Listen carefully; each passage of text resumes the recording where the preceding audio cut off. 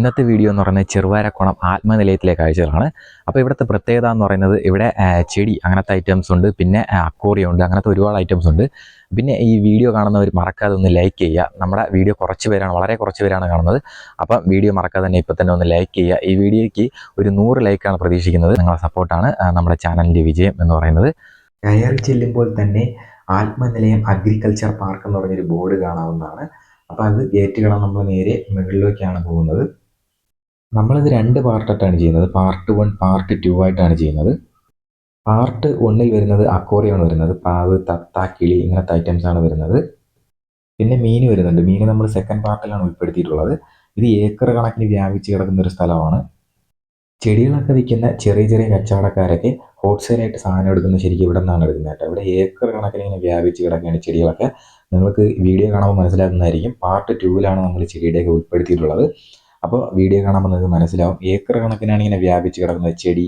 അതുപോലെ തന്നെ തെങ്ങ്, മാവ്, പ്ലാവ് ഇങ്ങനത്തെ ഒരുപാട് ഐറ്റംസ് ഇവിടെ കാണുവാനായിട്ട് സാധിക്കും. ഇവിടെ അകത്തേക്ക് കയറുന്നതിന് ടിക്കറ്റ് എടുക്കേണ്ട ആവശ്യമില്ല. സീസൺ സമയത്ത് ഇവിടെ നല്ല തിരക്കായിരിക്കും. സീസൺ സമയത്ത് ഇവിടെ വെറൈറ്റി ഐറ്റംസ് ഒക്കെ കാണാൻ സാധിക്കുന്നതാണ്. ഒട്ടകപ്പക്ഷി ഇങ്ങനത്തെ ഒരുപാട് ഐറ്റംസ് ഒക്കെ ഇവിടെ കാണുവാനായിട്ട് സാധിക്കും. ഇപ്പോൾ സീസൺ അല്ല, അതുകൊണ്ട് തന്നെ അധികം തിരക്കൊന്നുമില്ല. എന്നാലും അത്യാവശ്യം തിരക്കുണ്ടായിരുന്നു.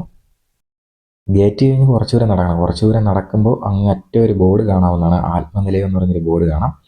അവിടെ ഒരു പുള്ളിയുടെ ഫോട്ടോ വെച്ചിട്ടുണ്ട്. ചിലപ്പോൾ ഇത് സ്ഥാപിച്ച ആളുടെ ഫോട്ടോ ആയിരിക്കും. ഇതിൻ്റെ ഇടത് സൈഡാണ് കളർ ഫിഷൊക്കെ വരുന്നത്. എൻട്രൻസ് എന്ന് പറഞ്ഞൊരു ബോർഡ് കാണാം. അതുവഴിയാണ് നമുക്ക് കളർ ഫിഷ് കിടക്കുന്ന സ്ഥലത്തേക്ക് പോകേണ്ടത്. നമ്മൾ നേരെ ഓപ്പോസിറ്റ് സ്ഥലത്തേക്കാണ് പോയത്. ഇതിൻ്റെ ഓപ്പോസിറ്റ് സൈഡാണ് ഈ തത്ത, പ്രാവ് ഇങ്ങനത്തെ ഐറ്റംസ് ഒക്കെ വരുന്ന ഓപ്പോസിറ്റ് സൈഡാണ്. അപ്പം നമ്മൾ അവിടേക്കാണ് ആദ്യം പോയത്. അപ്പോൾ അവിടെയും കുറച്ച് ചെടികളൊക്കെ എല്ലാ സ്ഥലങ്ങളിലും ഉണ്ട് കേട്ടോ. ഇഷ്ടം പോലെ കുത്തി നിറച്ചിട്ടുണ്ട് ചെടികളൊക്കെ എല്ലാ സൈഡുകളിലും. ഈ റൗണ്ട് ചുറ്റി വേണം നമുക്ക് നേരെ തത്തയെ കിടക്കുന്ന സ്ഥലത്തേക്ക് പോകാൻ വേണ്ടിയിട്ട്. അപ്പോൾ അങ്ങനെ പോകുന്ന വഴിക്ക് ഒരു വലിയൊരു ചെടി കണ്ടു. സംഭവം ഇതെന്താണെന്നൊരു പിടുത്തമില്ല. ഒരു ചെടി വളർത്തിയിട്ട് അതിൽ കൂടെ മറ്റൊരു ചെടി പടർത്തി വിട്ടിരിക്കുകയാണെന്ന് തോന്നുന്നു. അങ്ങനെയാണ് തോന്നുന്നത് കണ്ടിട്ട്. പിന്നെ ഒരു ചെറിയൊരു ഫിഷിംഗ് ടാങ്ക് കണ്ടു. ഫിഷിംഗ് ടാങ്കിലൊക്കെ മീനുണ്ട് കേട്ടോ. എല്ലാ ടാങ്കിലും മീനുണ്ടായിരുന്നു. അപ്പോൾ അത് കഴിഞ്ഞ് നമ്മൾ നേരെ പോയത് അക്വേറിയത്തിലേക്കാണ്. എല്ലാ കൂടുകളിലും അതിൻ്റെ പേര് എഴുതി വെച്ചിട്ടുണ്ട്. അപ്പോൾ പേര് വായിക്കാവുന്നതാണ്. അത് കഴിഞ്ഞ് നമ്മൾ ആദ്യം കണ്ട ഇതാണ് കേട്ടോ. ആദ്യം കണ്ട ഐറ്റംസ് ആണ്. അപ്പോൾ ഇത് സംസാരിക്കും എന്നാണ് പറയുന്നത്. അപ്പോൾ നമ്മൾ കുറച്ച് സമയം സംസാരിപ്പിക്കാൻ വേണ്ടി നോക്കി, പക്ഷെ നടന്നില്ല. നമ്മളവിടെ പോയപ്പോൾ തന്നെ ഒരാൾ നമ്മുടെ അടുത്തേക്ക് വന്ന് ഇങ്ങനെ നോക്കുകയായിരുന്നു. അപ്പോൾ നമ്മൾ അത് കഴിഞ്ഞിട്ട് നേരെ അടുത്ത ഐറ്റംസിലോട്ടാണ് പോയത്. കിളികളെയും തത്തകളെയൊക്കെ നോക്കാൻ വേണ്ടിയിട്ട് ഇതിൻ്റെ അകത്ത് എപ്പോഴും ഒരാളുണ്ടാവും. അതിന് തീറ്റ കൊടുക്കാനും അങ്ങനത്തെ കാര്യങ്ങൾക്ക് ഒരാളെപ്പോഴും ഇതിൻ്റെ അകത്തുണ്ടാവും.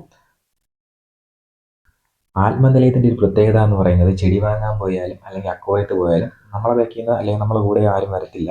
നമുക്ക് എന്തെങ്കിലും ഒരു സാധനം ഇഷ്ടപ്പെട്ട് കഴിഞ്ഞാൽ അവിടെ ആളടുത്ത് പറഞ്ഞു കഴിഞ്ഞാൽ അവർ വന്ന് അത് പേക്ക് ചെയ്ത് ബില്ലിട്ട് തരുന്നതായിരിക്കും. അത് തന്നെയാണ് ഇതിൻ്റെ പ്രത്യേകത എന്ന് പറയുന്നത്. പിന്നെ ഇവിടെ വരുന്ന ഒരു സാധനം ഒന്ന് വാങ്ങണം എന്നൊന്നും ഒരു നിർബന്ധമില്ല. ശരിക്കും പറഞ്ഞാൽ ഏക്കർ കണക്കിന് ഇത് വ്യാപിച്ച് കിടക്കുകയാണ്. നമുക്കൊരു 2-3 മണിക്കൂർ നടന്ന് കാണാനുള്ള സ്ഥലം തന്നെ ഇതിൻ്റെ അകത്തുണ്ട്. അത്രയ്ക്ക് വലിയ സെറ്റപ്പാണ് ഇവിടെ ചെയ്തിട്ടുള്ളത്. ചില പക്ഷികളുടെ MRP റേറ്റൊക്കെ എഴുതി വെച്ചിട്ടുണ്ട്. അപ്പോൾ അത് എല്ലാ സ്ഥലത്തും എഴുതി വെച്ചിട്ടില്ല. എന്നാൽ ചില സ്ഥലങ്ങളിലൊക്കെ ഇത് എഴുതി വെച്ചിട്ടുണ്ട്. നമ്മളിപ്പോൾ കാണുന്നത് അക്വേറിയത്തിൻ്റെ നേരെ ഓപ്പോസിറ്റ് സൈഡാണ് കേട്ടോ. നമ്മൾ വന്നത് അതുവഴിയാണ് വന്നത്.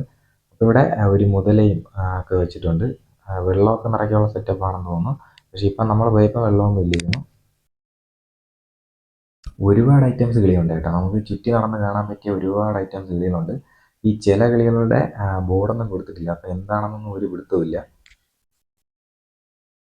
ഇതിൻ്റെ അകത്ത് ആളുണ്ട്. അപ്പോൾ ചോദിച്ചു കഴിഞ്ഞാൽ അതിൻ്റെ പേരൊക്കെ പറഞ്ഞു തരുന്നതായിരിക്കും. പക്ഷേ നമ്മൾ ജസ്റ്റ് കറങ്ങി ഒന്ന് കാണാൻ വേണ്ടിയിട്ട് കയറിയതുകൊണ്ട് നമ്മൾ പേരൊന്നും ചോദിച്ചില്ല. ഇവിടെ ഇത് മാത്രമല്ല ഉള്ളത്. ആട്, കോഴി, മുയൽ ഇങ്ങനത്തെ ഐറ്റംസൊക്കെ ഇവിടെ ഉണ്ട്, ഒരുപാടുണ്ട്. പിന്നെ കഴുത ഇങ്ങനത്തെ ഐറ്റംസൊക്കെ ഇവിടെ വരുന്നുണ്ട് കേട്ടോ. അങ്ങനെ ഒരുപാട് ഐറ്റംസ് ഇവിടെ ഉണ്ട്. ഇതെല്ലാം കണ്ടു കഴിഞ്ഞതിന് ശേഷം നമ്മൾ നേരെ എത്തിയത് പ്രാവിൻ്റെ കൂട്ടിലേക്കാണ്. അപ്പോൾ ഒരുപാട് ഐറ്റംസ് പ്രാവുണ്ടായിരുന്നു കേട്ടോ അതിൽ.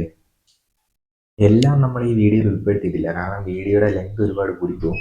മാത്രമല്ല നെറ്റൊക്കെ അടിച്ചിരിക്കുന്നതുകൊണ്ട് വളരെ ക്ലിയറായിട്ട് നമുക്ക് കിട്ടുന്നില്ലായിരുന്നു വീഡിയോയിൽ. അതുകൊണ്ട് തന്നെയാണ് നമ്മൾ കുറച്ച് മാത്രമേ ഉൾപ്പെടുത്തിയിട്ടുള്ളൂ. നമ്മൾ കാണാത്ത ഒരുപാട് ഐറ്റംസൊക്കെ ഇവിടെ ഉണ്ടായിരുന്നു. ഇതാ ഈ കാണുന്ന കിളി കണ്ടോ. ഇതിൻ്റെ MRP വരുന്നത് 2000 രൂപയാണ്. ഇത് കാണാൻ അത്യാവശ്യം നല്ല ഭംഗിയൊക്കെ ഉണ്ട് കേട്ടോ. നിങ്ങൾക്ക് നോക്കിയാൽ തന്നെ മനസ്സിലാവും. നല്ല ഭംഗിയൊക്കെ ഉണ്ടായിരുന്നു കാണാൻ. നമ്മൾ കിളികൾ കണ്ട് നേരെ ബാക്ക് സൈഡ് എത്തിയിട്ടുണ്ട്. അതിൻ്റെ ഏറ്റവും ബാക്കിലാണ് നമ്മളിപ്പോൾ നിൽക്കുന്നത്.